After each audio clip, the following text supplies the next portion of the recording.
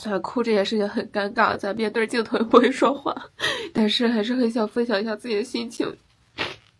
现在已经毕业2年了，然后还是处于备考编制的状态，但是这个就是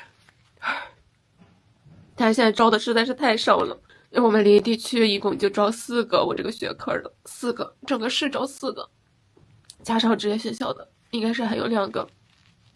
现在真的是毕业即失业，就是我不理解为什么要上师范，就是人的一整个青春打进去学师范，毕业发现找个工作都非常困难，连当个老师都当不了。那多少师范生毕业之后就是没有工作，啥也干不了。现在国家又对于老师的需求好像真的是没有需求了，一年招这几个，一个手都能数过来，我们怎么考？我感觉就是考不上，不是根本就跟付出的努力没有关系。我刚才就是那会儿背书，然后突然我就崩溃，我就不想背了，背不进去，背着背着就要哭，就觉得怎么什么都不会了，学这么长时间了，什么也不会了，脑子里一点也记不住了。还有刚看新闻，中建3局才来30%，中建8局3个月才发1次工资，怎么可能？我很多同学在里面不是铁饭碗吗？现在建筑行业还值不值得去呢？我跟你讲讲1、2、3、4、5、6、7、8局现在都分别发生了什么。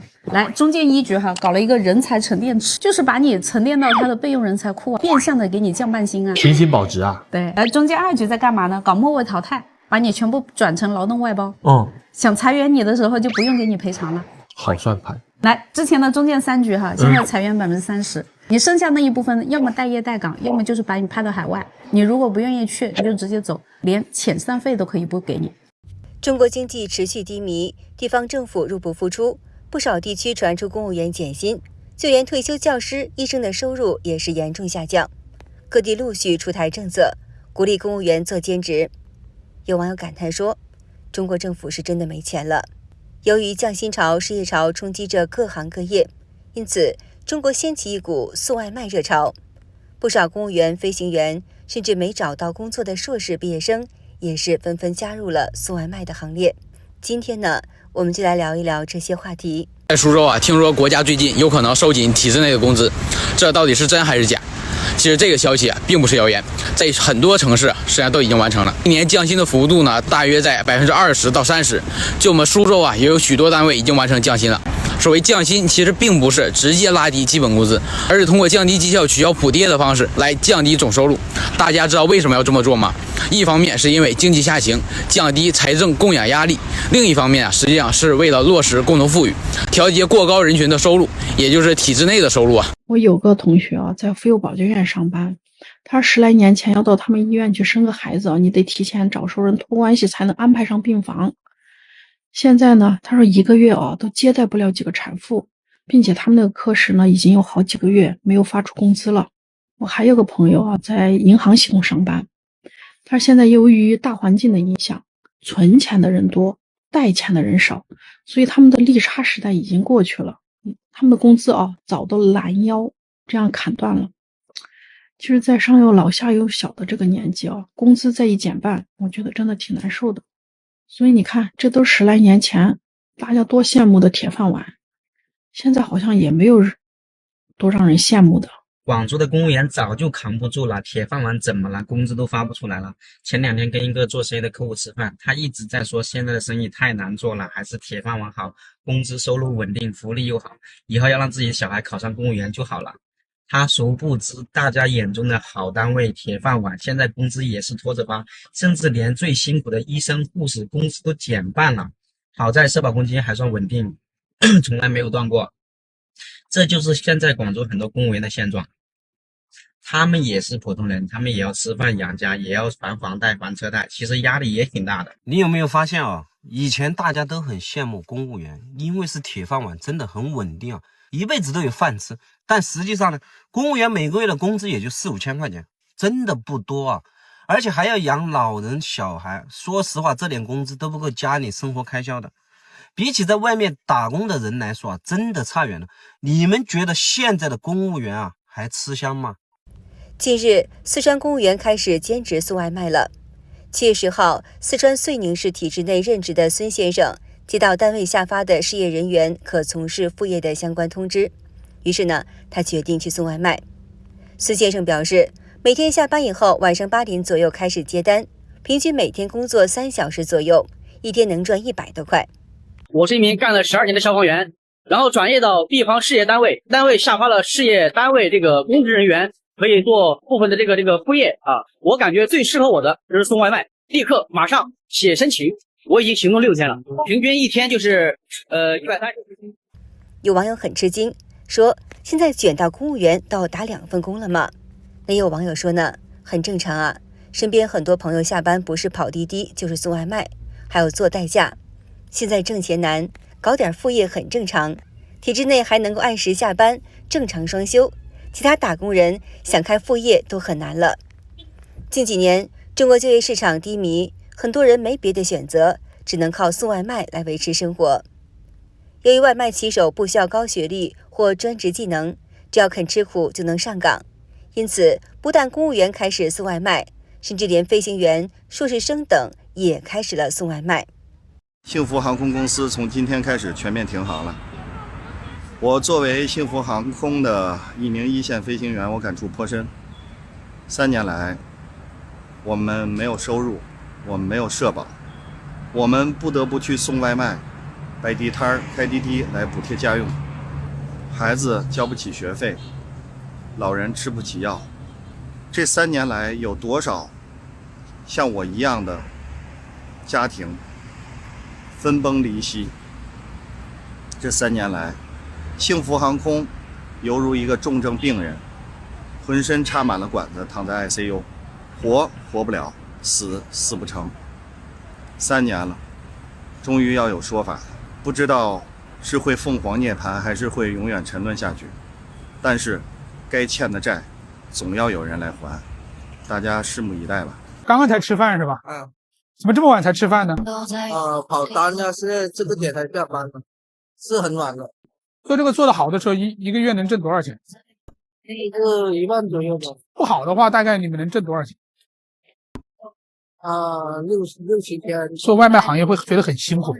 10楼的那些啊，好比有个10楼的电梯还在上面，就等不了了，直接就跑上去。一个超时或者是一个投诉的话，你们的处罚就甚至要几百块钱是吧？我1年就没拿2个差评，就1个差评就工作就没了。我说真的等不了了，那个路上面开得快是这样的，就没办法呀，那时间太短。那现在外卖不太好做的，有没有什么打算呢？又不会继续。你们知不知道打零工挣1000块钱有多难有多累？我大一的时候干过外卖，也干过快餐店的那个后厨，所以为什么说我这个暑假没有找到家教，我都不愿意再干这些零工呢？是因为我真的是累怕了，你知道吗？这些工作真的是很累。你想通过这样的工作去挣1000块钱的话，是非常非常累的。他们的时薪是非常低的，可能就10几块钱，有的时候连10几块钱都不到。你像我那个时候送外卖，我是大一的时候，课不算多也不算少吧，每星期也就只能送个2、3天、3、4天最多。而且我也不是全天都能干的，也是要上课的。我这样累死累活的干完1天以后，也就只能挣个不到100块钱，因为我对那个路不熟，是一个陌生城市嘛，我刚来，对那个路不熟，然后也不敢闯红灯，所以我挣的就比较少。最后那个月我是为了还上车租，我才旷了几节课去送的，要不然我可能连车租都还不上，我就是净赔的。这是我送外卖的经历，还有就是我在快餐店做后厨的经历，你知道吗？这个后厨和前台其实它的这个差距还是蛮大的，我们在后厨的压力是非常非常大的。博主老范是毕业于北京师范大学的硕士生。兄弟们啊，今天跑外卖了，现在收工了，第1天，前1天就注册了，然后买了一辆车子，又做了几天的心理准备，思想斗争啊，终于在今天下午一个突然的事件，然后逼着自己上线了啊，跑了10单，3个多小时，然后挣了49块钱啊，4个多小时吧。挣了49块钱，感想还是挺多的，我这个学历吧，高不成低不就啊，你说高也高啊，说低也低，现在硕士说实话已经不值钱了啊，但是可能借着北师大的名气，可能还是有点，但是我现在还是选择了这条路啊。有网友可能认为硕士毕业生送外卖太丢人。但博主老范表示，靠自己劳动挣钱一点都不丢人。有人可能说这个工作没有前途，但是他认为这是社会分配不公的问题，不是我们个体的问题。真的，我体验一次送外卖，我不知道什么叫做钱难挣，难吃。现在跑了外卖以后才知道，花钱有多离谱。奶茶外卖要10几20几块，然后我跑个众包接个单，一单也就3块4块。之前在办公楼上班的时候都没觉得钱这么难挣。奉劝那些暂时还没找到工作的人，不要来送外卖，不要来送外卖。现在的骑手已经饱和了，这每天骑手比单子还多，真的跑不到钱。问题是他不供吃不供住，你每天3顿饭加上租电池，加上前期还要投资一辆电动车，你一个月最低开销2000块钱。现在说实话，很多老骑手一天200块他们都很难跑到，真的不骗你们。还有近期炒得沸沸扬扬的那个5险1金，它暂时还没有下来，对不对？不要找不到工作兴冲冲的全部来送外卖，真的没必要。还有常在河边走哪有不湿鞋的，这份工作也比较危险。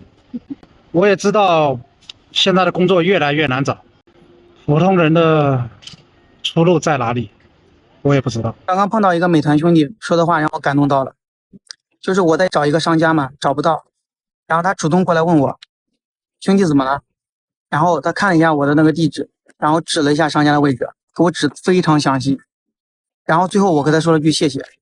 你们知道他说的什么吗？他说了句都是兄弟客气啥。当我听到这句话，我真的内心很感动，真的很正能量。兄弟们加油吧。我上个视频说我朋友去送那个众包外卖，一个月4000多块钱，我很羡慕，但是因为我是路痴，我干不了这个活。有很多朋友问我说，一个月4000多块钱，你羡慕什么？有没有可能他一天就跑3个小时呢？他就是中午跑一下，晚上跑一下，这2个高峰期跑一下，然后他其他时间都是自由的，他可以搞兼职、搞副业，也可以出去耍。就是我感觉现在你找一份很普通的工作，一个月3000多、4000多也就这样了，然后你天天可能还要加班，然后你可能周6周天还不能休息。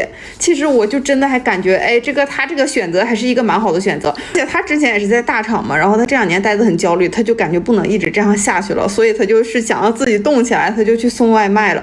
然后没想到就是越送越上瘾，可能一方面就是活动起来了吧，不在家总这么圈着，另一方面就是每天能见到钱了，然后就感觉自己有价值了。其实我看他我也挺感慨的，因为我今年6月份我就毕业了嘛，然后就一直没有找到工作，这么在家待着，就待的时间越久越感觉自己没有价值，就是总感觉应该自己找点事儿做。好的，今天就和大家聊到这儿了，请您记得点赞、订阅、留言，并且分享给您的朋友们。感谢您的支持，我们下期节目再见。